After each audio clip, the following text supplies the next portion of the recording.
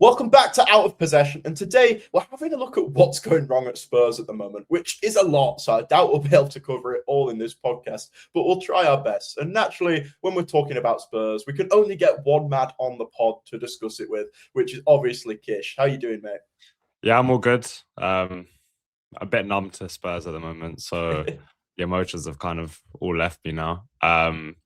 Yeah, I'm ready to talk. Yeah, you've transitioned into a bit of a storyteller recently, haven't you? You've moved away from the from the Yeah, football. I've tried to expand my horizon so I don't spend too long thinking about Spurs. So I'm doing other content now. But yeah, still obviously a lot of football content as well.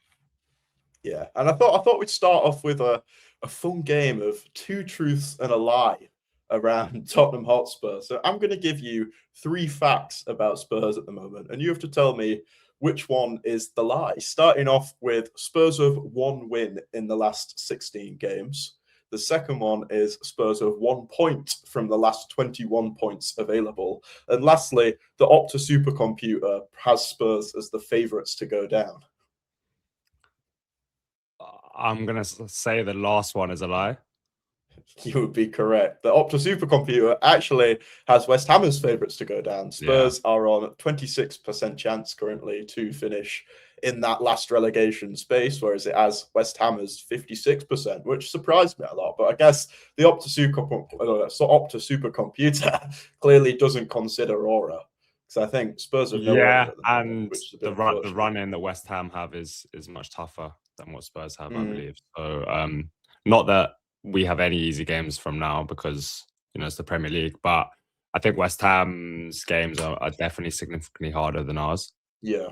I mean, the evidence of the two true facts before would suggest that no game's an easy game for Spurs at the Of moment, course, even if it's of like course. Wolves. But yeah, which I think that's probably the worst one to be the lie. It's not a good situation at the moment, and we're going to dive into that. And I think the best place to start is discussing the recent defeat in the 6-pointer against Nottingham Forest at the weekend. A very, very big game, a must-win game for Spurs, and you guys lost 3-0. So, what do you think was the basis of what went wrong? Because obviously, if you're losing 3-0, right, a lot of things went wrong. But what do you think are the Yeah. main taking points from it? So I think it definitely wasn't a 3-0 game, especially in the first half. I think Spurs struggled to defend their box. I think their whole back four is much more suited to playing high aggressive, front-footed defending style. So any time that we have to defend deep, I think we really struggle. Um, I think Spurs have a squad that's very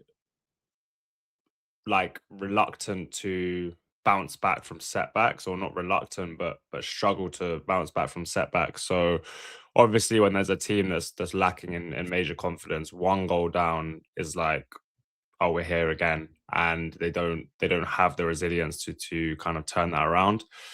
And then I think the low technical level, like we had a lot of territory and um sort of threatened to create in the first half, but nothing too clear cut, because I think while we played pretty well, we won more duels than Nottingham Forest. We outran Nottingham Forest. They still struggle to create clear cut chances because our technical level in the team right now is really, really low. Um, and so yeah, that combination of things I think is the main issue. Yeah, and like you say, it definitely wasn't a 3-0 game. If we just look at some of the stats here, like the XG was very, very even, about 1.3 for both teams. Both teams created three big chances. Spurs had six more shots than Forest. Like it was clearly a very even game. I only caught the second half of it. But again, I'd say the second half wasn't Forest domination by any means.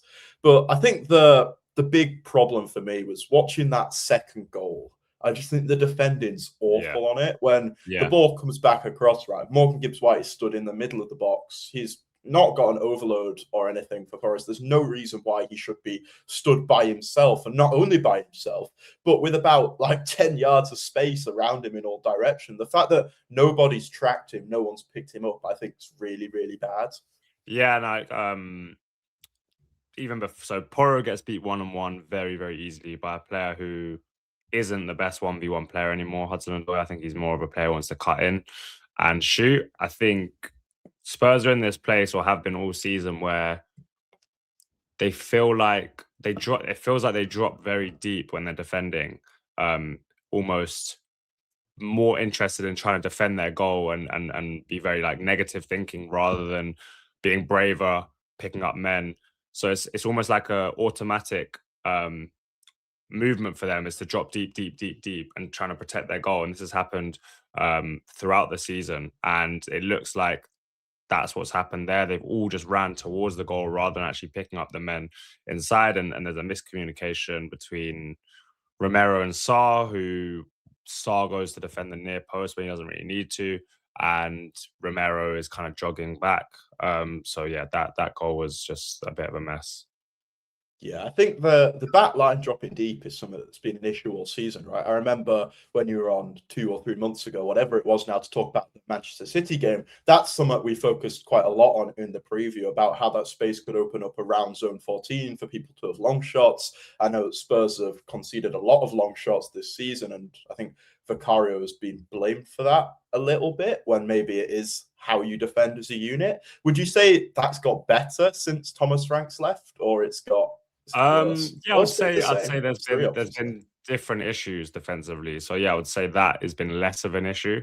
Um, I think we've been easier to kind of cut open because we've gone very man to man in all facets of the game, where teams have just been able to make rotations and drag players around and open us up easily. So there's been less of those issues, but more of other issues. So yeah.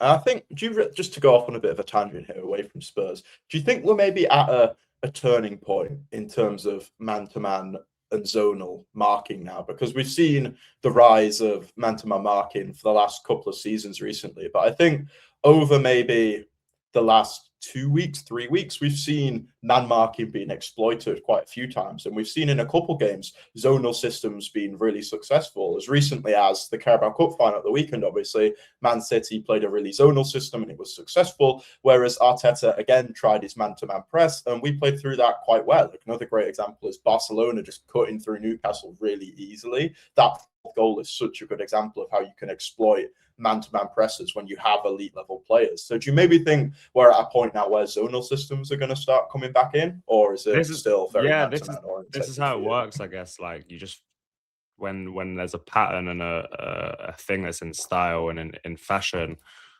it's only natural that managers are going to now think of solutions, because they're pretty much coming up against those problems every week and those types of systems, and they're always going to innovate to find solutions. So I always think it's going to swing in between. I don't think there's a set way to do it. Yeah, I think it's looking that way just because of how many teams have gone man to man. So obviously managers have innovated to break that, solve that, and so they're it's going to swing back the other way now, because like rotations, for example, are a very good way of unpicking a man to man system. You can get players who are uncomfortable in certain zones if they're so set on sticking to their man. So let's say your striker goes really really wide, for example, and the winger comes in field, then you've got potentially the opposition centre back in wide areas where they probably aren't as comfortable defending, and you can kind of unpick teams like that. So I think there's definitely going to be a shift, because teams are going to be more equipped to break man-to-man systems like we saw in the Carabao Cup game.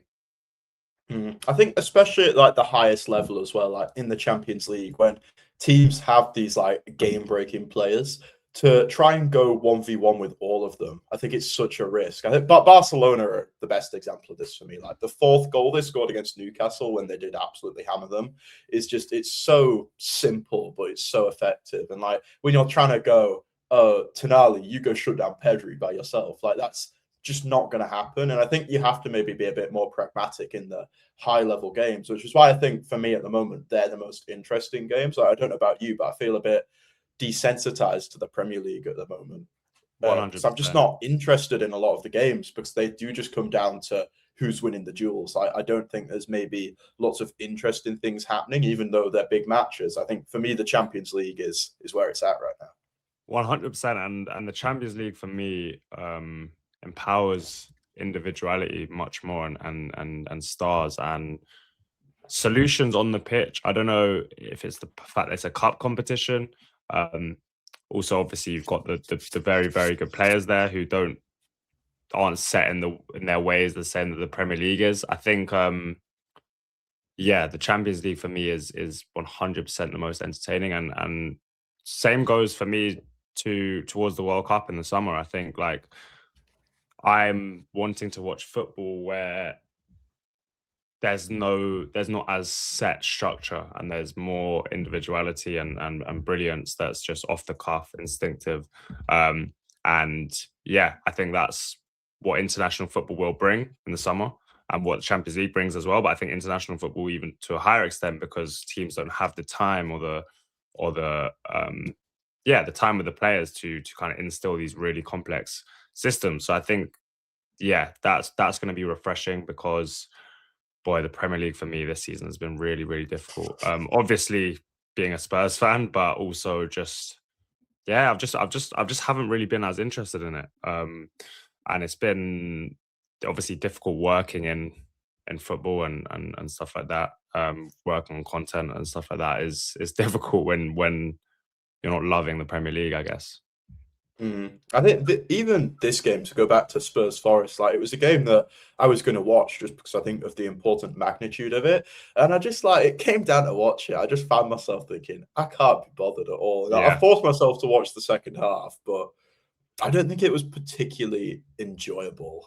No, So 100%. And like this season, I've like, usually I would kind of plan my weekends around football, or at least like think about, oh, where I'm going to watch that game. But now it's just kind of secondary. It's like if I'm at home, I'll watch the Premier League. And if I'm not, then like I won't. I won't like specifically come home for it or whatever. And I guess in the Champions League, it's very different. Like I'm excited to sit down and watch the Champions League every time it's on. So yeah, I do think it's been a bit of a slog this season.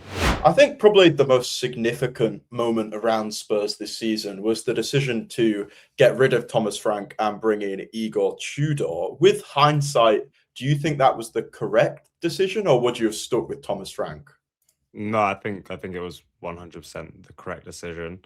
Um, Whether or not the appointment that came in was the right one, probably not in hindsight, but there was no way that things were going to turn around under Frank. And I think the real issue is that we didn't sack him soon enough, and I think we sleptwalk into this kind of situation we're in now. And I think if he was gone when he should have been gone, which was probably November or December, then we would probably be out of this situation. I truly think that. So yeah, I don't have any blame on Igor Tudor for where we're at. I think it's probably time to give it a last roll of the dice now. But it's really difficult to come into a team in the circumstances we're in, and make significant changes. And I think, yeah, I think it's been like a cursed job for him. Um, and I haven't seen anything that impressive. I haven't seen anything that's really hugely different. Like we haven't seen any kind of massive shifts. But I think the real issue was that we held on to Thomas Frank for so long. Yeah, I think the timing of it I found really bizarre because, like you say, I think you did hold on too long. I think if he were going to go, he should have gone earlier. But in the moment you did get rid of him, I think things were starting to look slightly better, in my opinion. When you look at the underlying numbers, which I think in a league format is what matters more than the concrete results, like they were starting to creep up a little bit. And it is Yeah, maybe very tiny, and you could say that's due to lower quality opposition, maybe in his last few games. But I think maybe when you see that increase, you should stick with him. And I think it's obviously easier to say with hindsight because we have the context that Igor Tudor's come in and been way worse, and you do have to make these difficult decisions in the moment. But with hindsight, I'd maybe lean towards could he have had another few weeks to see if it got any better? so for me, like the underlying numbers looked good or looked not good, improving because of game state a lot of the time. So Hmm. it felt like Spurs would play under the shackles of Frank. We'd go down 1 or 2 goals, and then suddenly we'd let the shackles off and we'd start creating due to like a bit of chaos, bit of individual brilliance, a bit of set pieces, a bit of Romero going up front. And that was not by design, I don't feel.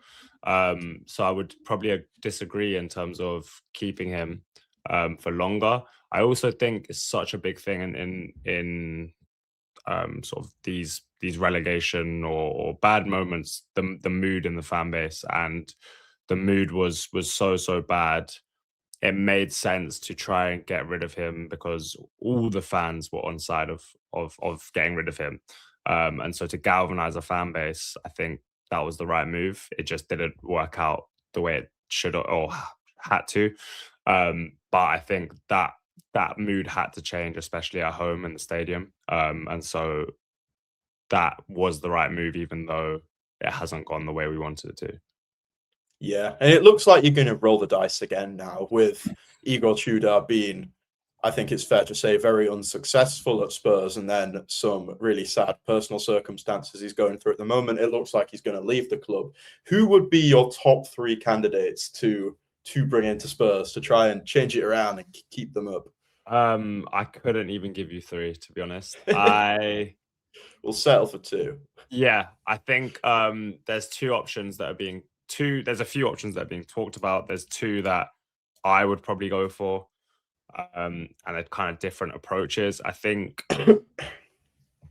Ryan Mason is one that's being talked about a lot, and I think there's so much of the team that's low on confidence, that needs an arm around the shoulder, that needs someone that understands what it means to play for Spurs and the fan base and the type of pressure that's involved and all those things. I also think he's a very good communicator, very good person, to be honest. He speaks so well. He can obviously handle the modern player, I think, because he's been a modern player so recently. So that's a really interesting appointment. I also think it makes sense for him because, what is there to lose for him? I think if he keeps Spurs up, that's a massive win for him, and looks good on his CV. So that's a viable option for sure. The other one that's being linked that I'm interested by is Adi Huta, who was at Monaco most recently. His style of play is probably the most fitting of Spurs' squad, I'd say, at the moment. In terms of we have a very imbalanced squad and we have weird profiles all over the pitch. But I think what he does really well, this is kind of what he was doing at Monaco, is like it's kind of De Zerbi-esque style of play, but you have 2 wingers who start high and wide and then come into the pockets and kind of overload the midfield. So you play this like 4-2-2-2. The fullbacks providing the width. I'm picturing Kudus and Xavi Simons as those 2 wide players who come into the midfield. That makes sense to me. You probably put in Gray and Bergvall, or Gray and Sarr in midfield. Again, not ideal, but that makes sense. You've got Udogie and Porro probably providing the width, or you have Udogie and Spence, or Spence and Porro. And then you've got 2 nines who could be Tell and Richarlison, Solanke, Tell. So that, like, as a team and a fit makes sense to me. But there's so much more to the job than just setting this team up tactically. There's the whole pressure element. There's the low confidence, the low mood, and obviously I don't know what he's like as a manager as much. So yeah, those are the 2 I'd probably put forward. I had those 2 names written down as well. My third one was I had Big Sam ? In the notes. Would you be? I assume you'd be opposed to bringing in that type of. I'm genuinely not bothered about what style we play now to keep us up. I'm not bothered. The issue is I don't think our back line can defend their box well enough to go into that style, and I also don't think we have enough transitional threats to play on the counter. Especially as Kudus has been out. Now maybe Kudus is going to come back, but we don't know what his fitness is going to be like. I think we have two centre backs who can defend their box well, but are very poor. Well, Dragusin is very poor with the rest of his game, but they're not going to drop Romero and Van der Ven because, I mean, that's going to throw a massive spanner in the works in terms of the squad harmony and stuff like that. So, and Romero and Van der Ven just can't defend their box well enough. They're not those kind of defenders. So I just think employing a manager who wants to defend first and be hard to beat, I don't think we have the players to do that. So that's why I'm opposed to him. I'm opposed to Sean Dyche, whoever else is in that category. Yeah, I'd agree with that analysis. I think the best way for Spurs to go is with a vibes man, because when you Yeah, look at managers coming into big clubs who are maybe not performing, especially on like a short-term basis, like this probably is, right? You want someone who's going to keep you up for these next games, then you can reset and maybe bring in more of a project guy. And I see Adolf Huttler, if I said that name correctly, yeah, as maybe more of the project type of guy. I don't think he's someone who's going to come in and get a bounce straight away. He is more of a tactician, right? And that takes time to implement. And right now, Spurs don't have time for that. I think you need more of a man manager. Like I look at someone like what Carrick's done at United. There's yeah, nothing necessarily complicated there happening at the moment. He's getting the best out of the players he has because he's profiling them in a system correctly, and they're enjoying playing football, right? He's seemingly a nice bloke. He's a vibes man. I think that's the type of character Spurs need at the moment, because you don't need loads, right? You just need a little bounce, a little kick, and then you should be good. So 100%. I Yeah, don't know if you'd agree, but for me, Ryan Mason would be the best option right now. yeah. And I firmly agree, and I would probably lean that way as well. You also know that he cares, like he's not coming in for a paycheck or whatever because he's a Spurs fan. He's played for the club, he's been around it, so there's no question marks over his intentions and how badly he would want to keep the club up, both for his career but also for the club. So yeah, I'm probably leaning that way as well. And I think the project, the full-time manager will be decided pretty soon after the season ends, depending on if we stay up or not. Yeah, I think it sounds a bit ridiculous as well, but given the nature of Hootler's full name, I think that's just the worst thing Spurs can do at the moment. Like you have to try and get a bit of a bounce, and it does feel like a bit of a joke almost if he comes in, even though he Yeah, could be the best manager of all time. But I just don't think people are already going you at can his play name, and I'm with just that. like, it's Yeah. so stupid, but it's just another thing to add to the mix. It's just like, yeah, I don't know which one it's going to be. I think it will be one of those two. Um, it's really difficult to know, because since Mason was at the club and since he's taken over interim before, that was under a different ownership. Well, not a different ownership, but Daniel Levy was there, and that was probably Yeah. a prior relationship. Daniel Levy's not there anymore, so I don't know what the relationship with Ryan Mason is like. I don't know who's still there that has contacts with him or whatever. So it's not the kind of same automatic like, oh, he'll definitely take it or whatever. I don't know how that will work. So we'll see, I guess. Mm. I think I was listening to the Tifo football podcast the other day. Like this is a notoriously very, very sensible podcast, and even they were doing like a top 10 dictators quiz in response to the Hootler thing. So I just think it's a narrative Spurs don't need right now. Like that Yeah, you're already a massive joke at the moment, and I think to maybe put fuel to that fire, even though it is completely ridiculous and unintentional, is the worst thing you can do. For those yeah. reasons, I'd go Ryan Mason. And if we look at the fixtures Spurs have, we alluded to this earlier, they are nicer than West Ham's right now. So I think something interesting to do is just quickly, if we blast through all the games for Spurs and West Ham and just like give us a win, a draw, or a loss Yeah, for each one. So you've got yeah. Sunderland away first. So I think we'll have a new manager by then. I'm gonna say draw. Right. Uh, Brighton at home. I'm gonna say um I'm gonna say draw. We're setting the world record for the consecutive draws here. Wolves away. I'm gonna say we win that. Right. Okay. Villa away. Lose. Yeah. Leeds at home.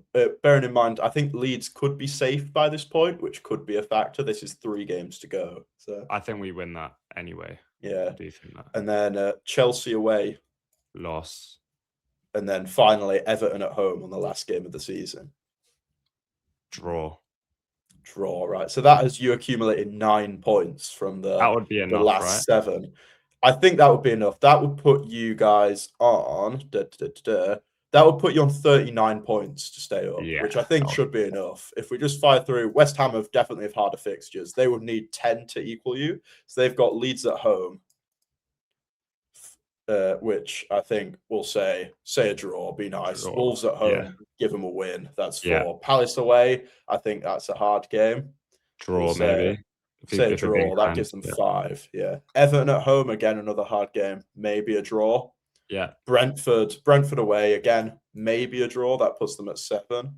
And then the last 2 games are Arsenal at home, which is almost a guaranteed loss, and then Newcastle away last day of the season again. Yeah. Probably another loss. That would put them at 7, which is and they'd need enough. they would need a win from one of those games, right? To put them at. And what's the goal difference? The goal difference, Spurs are considerably ahead there, to be fair. Yeah. You're on -10 and they're on -21. So Lovely. by those predictions, Spurs stay up. However, I do think your predictions were maybe slightly optimistic given the facts at the start. But I think that's how I also think this part of the season often just some random results get chucked out. 100%. Because teams have different motivations. Some teams aren't playing for anything, some teams are playing for stuff. So it's really difficult to predict these ones. We could easily win more than I've said. We could easily win way less than I've said. So it's still very up in the air, for sure. Yeah. And a factor that might help you is the guys you're coming back from injury, because despite the narratives people want to spin, Spurs have had a lot of injuries this season. It has been very significant. And we were talking before, apparently coming back after the international break, which has come at a nice time for you guys. I think you've got Kudos, Bergvall, Udogie, and then possibly Maddison coming back at some point later on in the season. Yeah, so I think Maddison could potentially be back for like the last 3 or 4 games, potentially. Yeah. It's an ACL, so hard to know. Udogie and Bergvall returned last week. So they've both had, 2 lots of 45 to 30 minutes in both games they played. So hopefully they'll be up to full fitness. Then you've got Kudus, which is, Spurs don't have any wingers. We have 0 wingers, which is insane. Tell is sort of a half winger. I wouldn't necessarily call him a winger. And so apart from that, we've had to play Gallagher on the right, we've had to play Porro on the right, we've had to play Bergvall on the right. So that with Charlton as well. So that's going to be massive. And obviously Kudus is a top player. Like I still think he's very, very good. So that one is huge. That's absolutely massive. And then obviously Udogie, if he can get fit, is also a very, very good fullback. The issue is with him is just his fitness. Having a natural left footer there, I think, is really, really beneficial. And then we know Bergvall's a big talent as well. So yeah, those signs would say that it's positive.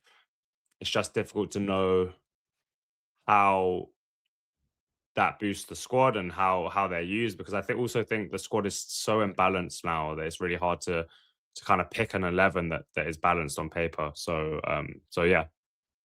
Yeah, I think the big one's obviously Kudos, right? Given especially at the start of the season under Frank, like when you were on good form, the whole tactic was give the ball to Kudos, let him create something. And since he's been injured, like the form has dropped off a cliff. Like he's undoubtedly the main man for you guys, and especially with the nature of your fixtures, there's definitely some teams there where you think he'll have a significant impact.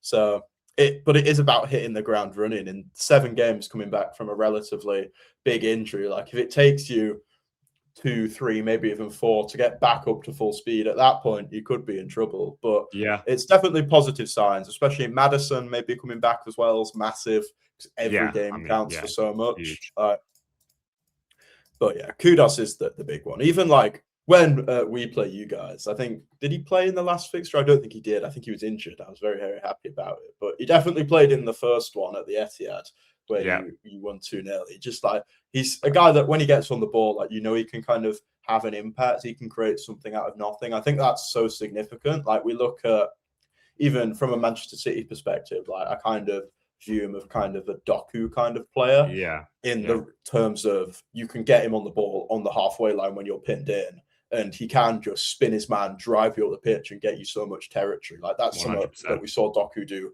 loads at the weekend in the cup final, just getting him on the ball halfway line, let him carry you up, and then you have territory. And especially with the nature of this Spurs team, I think having that territory is so important because, like you alluded to earlier, apart from Kudos, you don't really have many transitional threats. You do have a team of players who thrive in, I'd say, the tighter spaces. They thrive maybe trying to have that field tilt, playing against a low block, and Kudos can only help that. 100%. And yeah, I think he has carried so much of the weight when he has played and getting us up the pitch. His transitional ability is insane, but also, not just that. I think when we do pen teams in, his 1v1 game is very good. I think his final ball, probably similar to Doku, is inconsistent, but when you provide that much volume of times getting to the byline, then something will come off, and more often than not, at the start of the season, it did with him. Maybe he messed up a couple of times, but then the third time he created something. So yeah, it's just about getting that volume to him and getting him on the ball, really, because he can transform a game for you. It's just about what his fitness is like when he's returning. Yeah, I can't believe you're in this situation. That sounds like No. I'm taking the piss because I am a bit. But I just look at the squad and think there's so much quality in it. And I Yeah, think that's just the nature of the Premier League right now, because I look at Nottingham Forest squad as well, and they've just got quality everywhere. I find that they're in this yeah, situation insane. And even West Ham, not to the same extent, but they've got good players in this team. Like yeah, Diouf, the left back, I think is really good. Wan-Bissaka, Thomas Suchet, Matheus Fernandez has been great this season. Jared Bowen, like, they have really, really good players. It just shows how competitive the Premier League is throughout its structure. Is now the fact that these teams can be down there, and it leaves a really weird market as well, right? Because whichever team does go down, I think they're in for an insane turnover of squad oh yeah, in the summer, because how many of these guys stay? Let's just say hypothetically it is Spurs that go down. I just looked through the squad. How many of these players do you think actually stay? Or are you looking at a summer where you're maybe moving 16 players out the door, all for decent money, and then yeah, trying to bring in another 16 players? Like, yeah. that's chaotic. Give me some names. How many of these guys do you reckon stay? And if so, who are So they? so Vicario is leaving regardless. I'm pretty sure he'll leave. Um, you've got Porro leaves. Um, Jed Spence, probably 50-50. Um, Romero leaves. Van der Ven leaves. I think Danso stays. Dragusin potentially leaves. Um, you've got Udogi with his fitness issues. I'm sure he would leave, but I don't know who goes for him with his injury issues. Um, Souza stays. You've got in midfield, Pedrinho goes back from loan. Gallagher leaves, hopefully. You got Papsar potentially stays. I think Archie Gray gets picked up straight away. I would Mm. be very surprised if a club didn't come in for him. I think Bergvall probably leaves. Um, who else have we got? Basuma's gone Kulusevski. anyway. Bentancur leaves. Uh, Kulusevski, I don't. Rumors are he might not even play football again. I don't know Oh, what. Jesus. Yeah, don't know what's going on with his knee. Madison, 50-50 for me. Like, could easily stay, but also could easily leave. Kudus goes. Simmons goes. Tell potentially goes, but I would love him to stay. Odobe, I think, stays. Solanke potentially stays. Richarlison leaves. Colomani goes back from loan. So yeah, and then I think a lot of I'm hoping well, I'm not hoping we go down, but if we did go down, that a lot of the academy guys are used, because there's very talented players in that academy, and that's like a a silver lining we could have with that is finally we use some of these academy players that we really haven't made the most out of, especially this season with the injuries we've had. Like we've got one winger in the under 21s who's like a very good 1v1 winger, played it for England, Tynan Thompson, and he's played very well in the UEFA Youth League. And we haven't had any wingers all season. Well, not all season, but for the last like 3 months. And he's injured now, so it's too late. But he hasn't had a sniff. And I'm just like, that is something that again, like we just haven't utilized the in squad solutions for the problems we have. And it's this kind of part now where it's a little bit too late. I look at guys like Byfield as well and think, Yeah. like he could have such an impact in the Championship, like a real breakout year. But then on the other side of the coin, you could argue, like, will he want to stay at Tottenham given the state of it? I think probably does, right? But yeah, I think especially given the opportunity of football. Yeah, and you've got Mikey Moore as well, who's doing very well on loan of Rangers. Luca Williams-Barnett, who's a very talented number 10. Callum Olasese, who's obviously played a few minutes in the last couple of weeks. So there's real talent there. I just wish we could have seen it this season. I think Byfield should have played way more this season, especially when we've had so many injuries back there. I just think at least give him 15, 20 minutes, see what his level is, see if he's ready. That's how I'd look to integrate these players, is like giving them substitute appearances, seeing how they cope, and then hopefully you could build them up. And we haven't had them on the bench at times, and we've even like picked a sort of depleted bench with not filling the full number because they're not bothered about these young guys. So yeah, that's been very frustrating, I think. What about Luka Vuskovic at Hamburg? I think the general consensus is he'd probably go. He might go either with way. Such a talented centre back. Yeah. But I have to admit, I haven't watched much Hamburg this season, but allegedly he's like one of the best players in the Bundesliga right now. Yeah, do you think there's maybe a mistake not recalling him? I don't know if that was possible for you. I don't think it was possible. And I think the system he's playing in is very much suited to his skill set. He's an absolute freak aerially. Like he wins. I think he broke the record of most aerial duels won in a single game in the Bundesliga.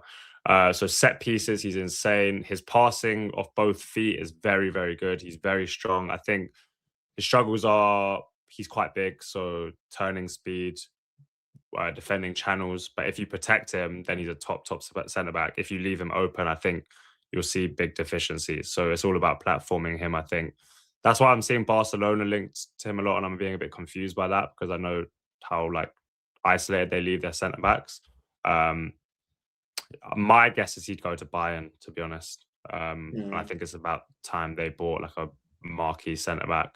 He just feels like a Bayern type player to me. So yeah, but they'll demand big money for him for sure.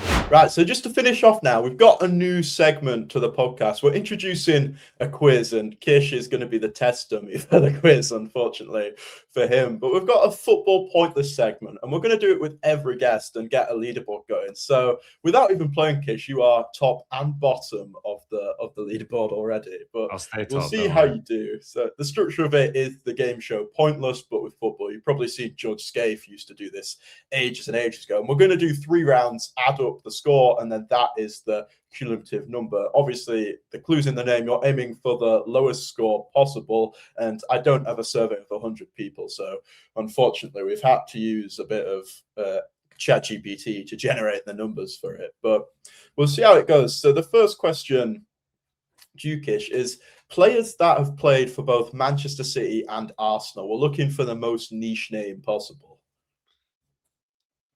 Wait, so can you explain how the scoring works? Sorry, I've never seen Pointless. You've never seen Pointless? No, I don't know how. I know what it is, but I've never seen it. So the idea is they've done a survey of 100 people. I've just asked AI, but it's the same result. And you're looking for the most niche answer possible. Okay, it's how many of the 100 people gave that answer. So for example, if it was Manchester City players, for example, Haaland would probably be 90 odd points. That would be a very bad answer. I get it. An Got it. elite answer, like, I Okay. don't know, would be the better Okay. answer. Got it. Okay, so we've got players that have played for both Manchester City and Arsenal, like post 1990. If you give me someone from the war times, they're not going to be ranked. Okay. Have we got time limits on these? Do like 30 seconds or something. Yeah. I can cut out the 20 minutes of pondering. So okay, let me think. Hold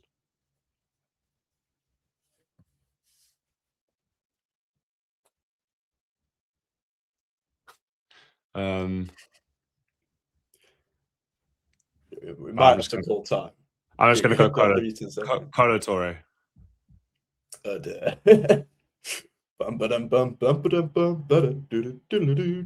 Colo Torre is 82, which I think AI's done you dirty there.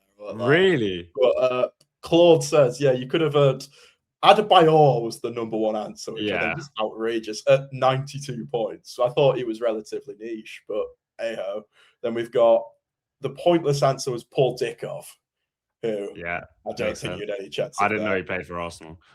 No, I didn't either, to be fair. But you could have heard David Rosscastle was pretty good at 10. David Seaman at 15 was not bad either. Bakary Sagna 50 was a better answer. That would be more. I thought that would be more obvious than Colo. I was going to say Nasri as well. What was he? Yeah, Nasri was slightly better. Nasri was 64, which I think is harsh. Yeah, Clichy's on there as well. Again, slightly better. 60 for Clichy. So I think Colo Torre is not a bad answer, but maybe the chant brings him up in popularity. Yeah, true. Okay. So what was that? That was 84, I believe. I'll jot that down.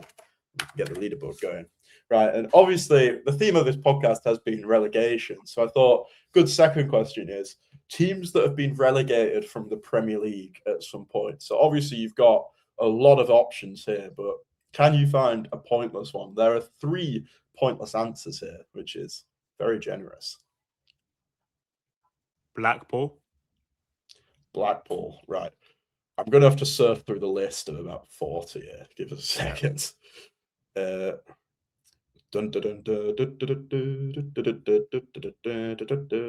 That's not how the pointless thing goes. Has AI missed Blackpool? Mate, I think Claude's at a mare. Oh no, it's a great answer. Blackpool gets you 12 points. That's pretty phenomenal. Made up for it. Okay. Yeah, I think AI has been slightly generous to you there. I'd have had Blackpool higher than that. The pointless answers were Brentford, Stoke, which I've no idea how they're down there, because I feel like they're quite high, and Huddersfield, my hometown. Yeah.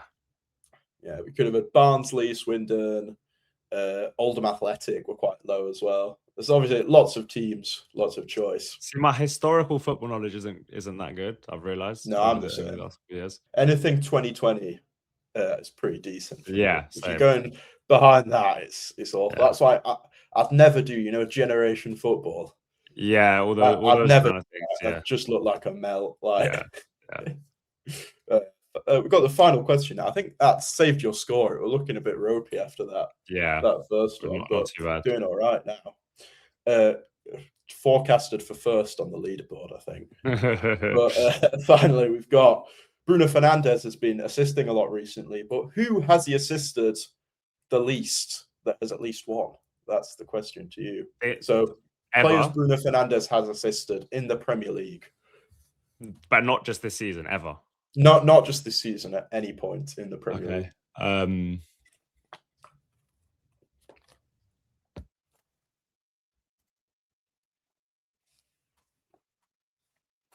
Igalo. The risk here I'm going to say there's the risk of saying someone that isn't picking one that he hasn't. Yeah. Igalo. I think that's good. Wait. Oh, that's fantastic. That is a pointless answer, Kish. Congratulations. Love that. First quiz, pointless answer, which gives you a total of 96. I think that's pretty good. Not too bad. I'll take it. What's that? That's about a 30 average for one. I think that it puts you high on the leaderboard. It puts you first. I think you might stay up there for a while. Quality. Thanks for coming on and joining me to talk about Spurs being terrible for probably about the 100th time you've done that. Yeah, this it's all week, good. but- Don't worry. Don't worry. Yeah, and then hopefully, if you guys enjoyed the podcast, you're listening on Spotify, give us a follow, give us a 5-star rating. Likewise on YouTube, subscribe to the channel. Pretty good. We've got 2 coming out this week. We're joined by El Nobbins, hopefully. Well, not hopefully. We are joined by El Nobbins at the weekend. I think that should come out Tuesday. So if you're a Man City fan, hopefully you enjoy that, and I'll see you there.